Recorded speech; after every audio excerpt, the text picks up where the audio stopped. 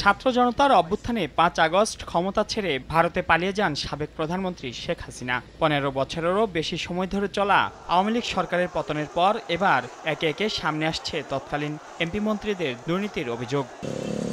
এরই মধ্যে বেশ কয়েকজন রাঘব বোয়ালের বিরুদ্ধে সুনির্দিষ্ট অভিযোগের ভিত্তিতে দুর্নীতির তদন্ত শুরু করেছে দুদক। তারই ধারাবাহিকতায় এবার সাবেক স্বাস্থ্যমন্ত্রী জাহিদ মালেক, সাবেক পররাষ্ট্রমন্ত্রী হাসান মাহমুদ, জুনায়েদ আহমেদ পলক, দীপুমণি সহ আওয়ামী লীগের সাবেক ১৮ মন্ত্রী, প্রতিমন্ত্রী ও ২৩ সাবেক সংসদ সদস্য সহ মোট ৪১ জনের বিরুদ্ধে অনুসন্ধান শুরু করেছে সংস্থাটি।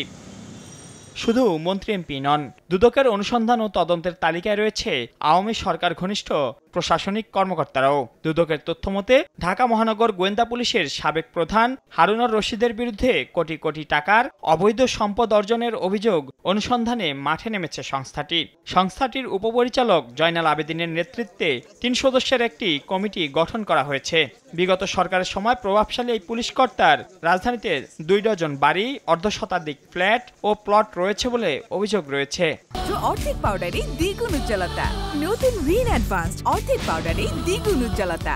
যুক্তরাষ্ট্র, দুবাই ও জেদ্দা সহ বিদেশেও অঢেল সম্পদ থাকার অভিযোগও তার বিরুদ্ধে।